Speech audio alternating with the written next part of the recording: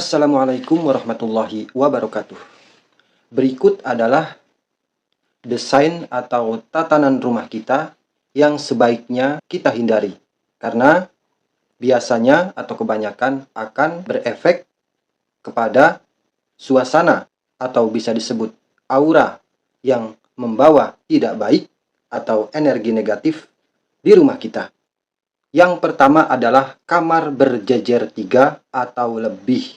Desain suatu rumah dengan posisi kamar tidur berjejer atau berderet 3 atau lebih akan membawa atau memiliki suasana rumah tersebut bersuasana gelisah bagi pemiliknya yang menghuninya.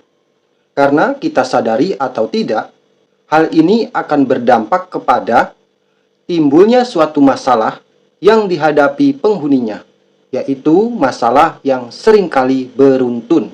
Satu masalah belum kelar atau selesai, masalah lainnya yang mungkin akan lebih rumit, seakan sudah antri menunggu. Memang sih hidup ini pastinya akan dihadapkan dengan berbagai macam persoalan hidup. Namun, bagi kita yang memiliki kamar berderet 3 atau lebih, biasanya kasusnya akan terasa lebih rumit. Apalagi apabila posisi pintu kamar tersebut berderet 3 dengan posisi yang benar-benar satu garis lurus. Karena biasanya hal ini akan berakibat apabila penghuninya, yaitu penghuni kamar, ada yang sakit misalnya, maka akan cepat sekali menjalar ke penghuni lainnya atau penghuni kamar lainnya. Namun, apabila hal itu sudah terjadi, kita pun bisa mengakalinya seperti memberi sekat pada setiap pintu kamarnya. Bisa juga semisal sekat yang dimajukan sekitar 50 cm misalnya, atau juga kita bisa memundurkan atau memajukan salah satu ruang kamar tersebut agar tidak terlihat 3 pintu dalam sebaris. Jadi kalau dimajukan atau dimundurkan akan terlihat ada gelombang gitu ya, tidak lurus. Namun apabila kita misalnya memiliki 10 kamar ya, berjejer rata, jadi kamar itu lebih dari 3 misalnya, maka dari setiap 2 kamar diberi sekat, yaitu sekat yang bisa kita majukan sedikit gitu ya. Jadi ada penyekat gitu. Jadi di antara kamar yang ke-1, kedua, kita kasih sekat. Nah, yang ketiganya ini tidak akan terlihat seperti sejajar karena ada sekat tersebut gitu. Atau posisinya bisa kita mundurkan atau majukan gitu ya. Sebagai contoh, coba kita perhatikan atau kita amati, semisal ada losmen, penginapan, atau yang lebih mewah, hotel ya, yang desain kamar tidurnya, pintunya lurus berderet 3 atau lebih. Maka biasanya losmen, penginapan, atau hotel tersebut biasanya agak kurang laku ya, agak sepi pengunjungnya. Atau walaupun pengunjungnya ramai, biasanya dalam hal manajemennya sering bermasalah. Ataupun bisa dua-duanya. Sudah sepi, manajemennya pun banyak masalah. Itu biasanya gitu ya, kebanyakan. Sedangkan losmen, penginapan, atau hotel yang posisi pintunya didesain dengan cara maju mundur, tidak sejajar gitu ya. Semisal dibuat seperti ada tonjolan, yaitu ruangan kamar mandi. Dengan begitu tidak akan begitu terlihat sejejer gitu ya, atau berjejer gitu. Tetapi ada sekat-sekat atau ada gelombang-gelombang gitu ya. Maka ini biasanya akan lebih banyak atau ramai pengunjungnya. Kecuali di tempat itu, semisal hotel atau penginapan losmen hanya satu-satunya yang mungkin bisa saja ramai gitu ya. Tetapi apabila ada saingan, semisal desain kamarnya itu tidak sejajar, tetapi ada gelombang, ada sekat gitu, itu akan bisa memberikan daya tarik yang memberikan pengunjungnya akan lebih ramai atau lebih hangat suasananya. Lalu apa sih penyebabnya kamar berderet 3 atau lebih itu kurang baik? Dalam metafisika, ini karena adanya faktor medan magnetik yang sewaktu-waktu bisa menerjang ke salah satu pintu dan berefek menyebar cepat ke pintu atau ruangan yang sejajar garis lurus dengannya. Pancaran gelombang inilah yang sering membawa suasana atau bisa dikatakan aura kurang baik di tempat tersebut. Jadi yang pertama tadi adalah desain rumah yang tidak baik adalah kamar berjajar 3 atau lebih, ya. Lalu yang kedua adalah posisi tangga di dalam rumah.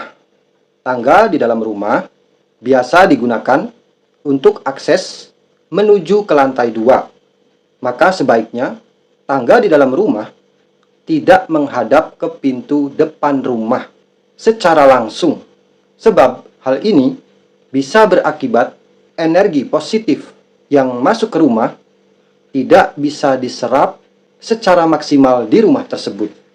Lalu yang ketiga adalah posisi kamar mandi dan dapur. Apabila posisi kamar mandi atau toilet berhadapan dengan dapur atau juga terlalu dekat dengan dapur, hal ini akan berdampak mengundang energi buruk yang dapat mengganggu kesehatan penghuninya. Juga dapat berpengaruh ke dalam hubungan suami istri yang kurang harmonis. Maka jika hal ini sudah terlanjur, maka kita bisa menyiasatinya dengan memberi sekat atau dinding agar kamar mandi, toilet, dengan dapur memiliki ruangan tersendiri, tidak berinteraksi atau terlihat secara langsung. Atau juga kita bisa selalu menutup kamar mandi rapat-rapat, jangan sering terbuka. Lalu yang keempat adalah posisi dapur dan kamar tidur. Jika rumah kita memiliki 2 lantai, maka janganlah memposisikan area dapur di bawah kamar tidur. Hal ini akan mengganggu kesehatan kita, juga keharmonisan bagi penghuninya atau dalam rumah tangganya. Lalu yang kelima adalah ukuran rumah terbaik. Ukuran rumah sebaiknya tidak diukur dari besar atau kecilnya kita, tanah yang kita miliki, namun disesuaikan dengan jumlah yang akan menghuninya. Maka, rumah yang berukuran besar sebaiknya tidak dihuni oleh sedikit orang, sebab hal ini bisa saja berdampak kepada hawa atau energi rumah tersebut akan terlihat suram, sepi, dan senyap. Juga biasanya bangunan akan lebih cepat rusak, berdebu, kotor, juga perabot di dalam rumah tersebut. Begitupun semisal rumah yang terlalu kecil, dihuni terlalu banyak penghuninya, hal ini pun akan berdampak pada hubungan atau keharmonisan satu dengan yang lainnya di rumah tersebut. Sering cekcok dan kurang akur biasanya, ada saja.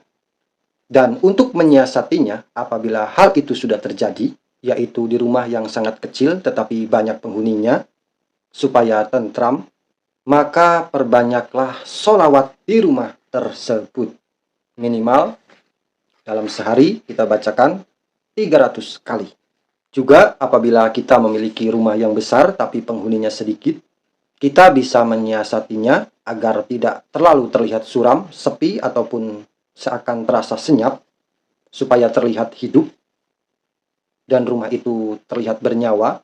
Maka kita menyiasatinya dengan biasakanlah sering merubah tatanan rumah kita. Ini bisa kita lakukan semisal 3 bulan sekali, ya, atau juga sebulan sekali.